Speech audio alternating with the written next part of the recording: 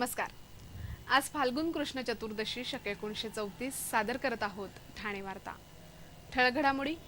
ठाणे जिल्हा मध्यवर्ती सहकारी बँकेच्या अध्यक्षपदी कपिल पाटील तर उपाध्यक्षपदी देविदास पाटील यांची पुन्हा निवड। शहरातील अनधिकृत बांधकामांच्या सर्व सुविधा खंडित करण्याचे पालिका आयुक्तांचे आदेश आणि अनधिकृत इमारतींवर कारवाई करण्यासाठी ठाणे महापालिकेची अत्याधुनिक यंत्रणा। या आणि इतर घडामोडी विस्तृतपणे पण काही क्षणातच। ठाणे जिल्हा मध्यवर्ती सहकारी बँकेच्या अध्यक्षपदी राष्ट्रवादी काँग्रेसच्या कपिल पाटील यांची तर उपाध्यक्षपदी देविदास पाटील यांची निवड झाली आहे। आज झालेल्या संचालक मंडळाच्या बैठकीत राष्ट्रवादी काँग्रेसच्या कपिल पाटील यांनी काँग्रेसच्या आबा उर्फ दिलीप अधिकारी यांचा 8 मतांनी पराभव केला, तर उपाध्यक्षपदाच्या निवडणुकीत राष्ट्रवादी काँग्रेसच्या देविदास पाटील यांनी शिवसेनेच्या अनिल मुंबईकर यांचा 20 मतांनी पराभव केला। ठाणे जिल्हा मध्यवर्ती सहकारी बँकेवर 29 संचालक असून यामध्ये राष्ट्रवादीचे 21, काँग्रेसचे 3, शिवसेनेचा 1, वसई विकास आघाडीचे 3 तर इतर 1 संचालक आहेत। ठाणे शहरातील अनधिकृत बांधकामांच्या सर्व सुविधा खंडित करण्याचे आदेश महापालिका आयुक्तांनी दिले आहेत। महापालिका आयुक्तांनी घेतलेल्या एका बैठकीत शहरातील सर्व अनधिकृत बांधकामांविरोधातील कारवाई कठोर करण्याबरोबरच विशेष पथकाची नियुक्ती केली आहे। सर्व अनधिकृत इमारतीचा पाणी पुरवठा तसंच मलनिस्सारण सुविधा खंडित करण्याचे आदेश पालिका आयुक्तांनी दिले आहेत। उपनगर अभियंत्यांच्या अधिपत्याखाली नियुक्त करण्यात आलेल्या पथकाला अत्याधुनिक यंत्रसामुग्री, वायरलेस यंत्रणा तसंच मनुष्यबळ देण्यात आले। सर्व प्रभागातील धोकादायक, अतिधोकादायक इमारतींवर कारवाई करण्याचे निर्देश पालिका आयुक्तांनी दिले असून यासाठी 9 प्रभागांकरता 9 वकिलांची नियुक्ती करण्यात आली। महापालिका आयुक्तांनी काल मुंब्र्यातील अनधिकृत बांधकामांची पाहणी करून सर्व अनधिकृत बांधकामांवर कठोर कारवाईचे आदेश दिले। राज्यातील दुष्काळग्रस्तांसाठी ठाण्यातून जमा करण्यात आलेले 100 टन धान्य जालना जिल्ह्यातील 30 दुष्काळग्रस्त गावांना देण्यात आलं। शिवसेनेचे संपर्क प्रमुख आमदार एकनाथ शिंदे यांनी वाढदिवसाच्या शुभेच्छा म्हणून पुष्पगुच्छ अथवा भेटवस्तू देण्याऐवजी दुष्काळग्रस्तांसाठी मदत करण्याचं आवाहन केलं होतं। या आवाहनाला मोठा प्रतिसाद मिळाला आणि तब्बल 100 टन धान्य जमा झालं होतं। या धान्याचं जालना तालुक्यातील बदनापूरच्या कृषी उत्पन्न बाजार समितीमधून आजूबाजूच्या 30 दुष्काळग्रस्त गावांना वाटप करण्यात आलं। केळीगव्हाण येथील काळे कुटुंबीय तसंच अंबड तालुक्यातील बनसोडे कुटुंबियांची शिवसेनेच्या पदाधिकाऱ्यांनी भेट घेतली।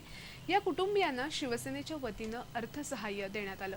आमदार एकनाथ शिंदे यांच्या नेतृत्वाखाली शिवसेनेच्या सर्व आमदारांनी बदनापूरच्या स्थानिक आमदारांच्या उपस्थितीत बराडखेडा गावास भेट देऊन धान्याचं वाटप केलं आणि चारा छावण्यांमध्ये चारा आणि ग्रेन नेटचं वाटप केलं। तसंच कोरड्या पडलेल्या सोमठाणे धरणाचीही पाहणी केली। शिळफाटा येथील लक्की कंपाऊंड मधील इमारत दुर्घटनेमध्ये एकाच कुटुंबातील 14 लोक मृत्युमुखी पडले आहेत, तर दुसरीकडे याच कुटुंबातील दुर्घटनेतून वाचलेल्या आणि गरोदर असलेल्या अंजुमन शेखला आता जगायचं कसं असा प्रश्न पडलाय। अंजुमन शेख ही महिला आपला पती इब्राहिम बरोबर गोवंडी येथील झोपडपट्टीत राहत होती। इब्राहिम हा पीओपीचं काम करत असे। 3 महिन्यापूर्वी अंजुमन शेखच्या गरिबीचा फायदा उचलत आणि आपली अनधिकृत इमारत तोडली जाऊ नये यासाठी तिच्या कुटुंबाला बांधकाम व्यावसायिकानं या इमारतीत राहण्यासाठी फुकट जागा दिली। या इमारतीचं काम संपल्यानंतर त्यांना दुसऱ्या इमारतीत राहण्यास सांगून या इमारतीतील घरं विकली। गरीब लोकांच्या परिस्थितीचा अशाच प्रकारे फायदा उचलत या बांधकाम व्यावसायिकांनी स्वार्थ साधला। मात्र अंजुमनच्या परिवारातील 14 लोक या दुर्घटनेत गेली असून तिच्या घरातला इम्रान ही एकमेव व्यक्ती सध्या शिवाजी रुग्णालयात उपचार घेते। पण बेघर झालेल्या अंजुमन पुढे आता जगायचं कसं असा प्रश्न निर्माण झालाय। शिळफाटा दुर्घटनेत एका पत्रकारासह वास्तुविशारदाला अटक केल्यानं या प्रकरणातील अटक केलेल्यांची संख्या आता 11 झाली। शिळफाटा दुर्घटनेमध्ये 74 जणांचा मृत्यू झाला।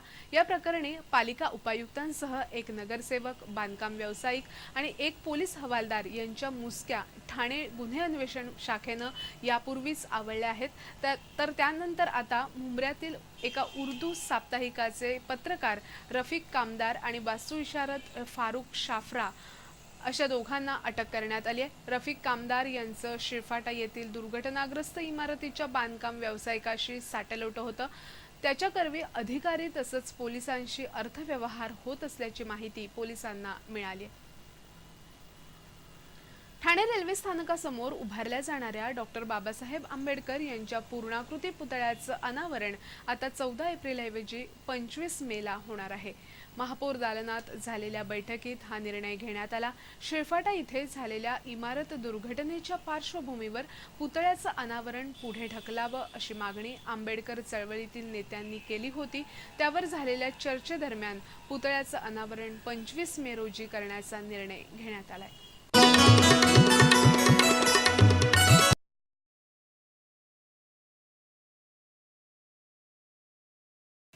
शिरफाटा येथील लकी कंपाऊंड मधील इमारत पडल्यामुळे बेघर झालेल्या कुटुंबांना मदत करण्यासाठी अनेक हात पुढे आले आहेत। लकी कंपाऊंड मधील ही इमारत कोसळून 74 जण मृत्युमुखी पडले तर 60 जण जखमी झाले। ही इमारत पडल्यामुळे या दुर्घटनेतून बचावलेले अनेक रहिवासी बेघर झाले आहेत।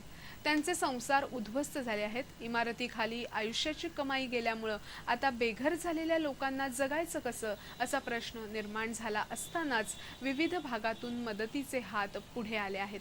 चेंबूरमधील जागिया शेख या महिलेनं आपल्या परिसरातून या अपघातग्रस्तांसाठी मदत गोळा केली आहे। ही मदत जागिया शेख यांनी आज या बेघर मंडळींना दिली। कपडे लत्ते तसंच रोख रक्कम यावेळी बेघर झालेल्या मंडळींना देण्यात आली। नेरूळ येथील महमुदी फरीदी ही महिलाही अशीच मदतीसाठी पुढे आली असून शासनाची मदत मिळो न मिळो पण सर्वसामान्य जनतेनं मात्र मदतीसाठी आपला हात पुढे केलाय। शिरफाटा दुर्घटना प्रकरणात अटक झालेले पालिका उपायुक्त दीपक चव्हाण यांनी आपली नियुक्ती ही अतिक्रमणावर कारवाई करण्यासाठी झाली नसल्याचा दावा केला। न्यायमूर्ती के.आर. वॉरियर यांच्यासमोर झालेल्या सुनावणी दरम्यान चव्हाण यांचे वकील राजन साळुंखे यांनी हा दावा केला। न्यायमूर्ती के.आर. वॉरियर यांनी या प्रकरणी 9 जणांना 14 दिवसांची पोलीस कोठडी दिली आहे। शिरफाटा प्रकरणातील बांधकाम व्यावसायिकानं अनधिकृत इमारत बांधण्यासाठी लाखो रुपयांचं वाटप शासकीय अधिकारी आणि नगरसेवकांना केलं। त्यामुळे या प्रकरणात पुरावे गोळा करण्यासाठी अधिक दिवसांची पोलीस कोठडी मिळावी अशी मागणी सरकारी वकील रुमा नवले यांनी केली। पोलिसांनी संबंधित बांधकाम व्यावसायिकाची अकाउंट्स तपासली असून यानुसार किती पैशांचं वाटप संबंधितांना झालं आहे याची माहिती मिळाली आहे। नगरसेवक हिरा पाटील यांनी मात्र आपण या बांधकामाबाबत पालिकेकडे 2 वेळा पत्रव्यवहार केला होता, मात्र पालिका प्रशासनानं याकडे दुर्लक्षच केलं। संबंधित बांधकाम व्यावसायिकाच्या डायरीमध्ये आपलं नाव हे आपण तक्रार केली म्हणून आपल्या विरोधात बदला घेण्यासाठी असू शकेल असा दावा पाटील यांनी न्यायालयात केला। शिरफाटा दुर्घटना प्रकरणात पालिका आयुक्तांवर कारवाई करावी अशी मागणी करणाऱ्या शिवसेनेनं काल विधान भवनातही पालिका आयुक्तांविरोधात आंदोलन केलं। शिवसेना भवनात शिवसेनेच्या सर्व आमदारांनी पालिका आयुक्तांच्या विरोधात फलक फडकावून हे आंदोलन केलं। आधुनिक हिटलर 74 निष्पापांचा जीव घेऊनही अजून मोकाट कसा राजीव, आयुक्तांची डॅशिंगगिरी फक्त नावाला चालते, मुंबऱ्यामध्ये मात्र शेपूट घालते असा फलक फडकावून आयुक्तांच्या विरोधात या आमदारांनी आंदोलन केलं। आमदार एकनाथ शिंदे, प्रताप सरनाईक, राजन विचारे, बाळाजी गणीकर, रुपेश म्हात्रे यांच्या आंदोलनात महाराष्ट्र नवनिर्माण सेनेचे रमेश पाटीलही सहभागी झाले होते। ठाणे महापालिका क्षेत्रात जवळपास 500हून अधिक अनधिकृत आरसीसी बांधकामं आहेत। पालिकेनं या अनधिकृत बांधकामांवर कारवाई करण्यासाठी आता अत्याधुनिक यंत्रसामुग्री वापरण्यास सुरुवात केली आहे। आमदार एकनाथ शिंदे यांच्या मतदारसंघात 16, आमदार राजन विचारे यांच्या मतदारसंघात 4, आमदार प्रताप सरनाईक यांच्या मतदारसंघात 10, महाराष्ट्र नवनिर्माण सेनेचे आमदार रमेश पाटील यांच्या मतदारसंघात 184 तर आमदार जितेंद्र आव्हाड यांच्या मतदारसंघात 218 अनधिकृत आरसीसी बांधकामं सुरू असल्याची माहिती महापालिकेनं माहितीच्या अधिकारात दिली आहे। पालिका प्रशासनानं आता सर्व अनधिकृत बांधकामांवर कारवाईचा हातोडा चालवण्यास सुरुवात केली आहे। या बांधकामांवर सहज सुलभ कारवाई करता यावी यासाठी हाय रिच सायलेंट डिमोलिशन मशीन पालिकेनं आणलंय। या मशीनद्वारे 10व्या मजल्यापर्यंतची अनधिकृत इमारत सहज सुलभपणे पाडता येऊ शकते। मुंब्र्यामध्ये या मशीनद्वारेच दुर्घटनाग्रस्त इमारतीच्या शेजारील इमारतीवर कारवाई करण्यात आली। पालिका आयुक्त आर.ए. राजीव स्वतः या कारवाईच्या वेळी उपस्थित होते। माती खणणाऱ्या पोकलेन मशीनमध्ये काही सुधारणा करून मॅट्रिक्स कंपनीनं हे यंत्र तयार केलंय। माती खणण्याच्या हाताच्या जागी इमारत कापू शकणाऱ्या दातांची रचना करण्यात आली असून मगरीच्या तोंडाप्रमाणे याची रचना आहे। अवघ्या काही सेकंदात या यंत्राद्वारे मोठ्या इमारतींवर कारवाई करणं शक्य झालंय। आता निवास वार्ता। ठाण्यात खरेदी विक्री तसंच भाड्यानं उपलब्ध असलेल्या जागांची माहिती देणारं सदर। माजिवडा इथे 4थ्या मजल्यावर असणारा 1 रूम किचन फ्लॅट भाडेतत्वावर देणं आहे। 1 लाख रुपये डिपॉझिट आणि 10,000 रुपये भाडं अपेक्षित। अधिक माहितीसाठी आपण डीजी असोसिएटशी 97 697 99 971 अथवा 2536 0007 या दूरध्वनीवर संपर्क साधू शकता।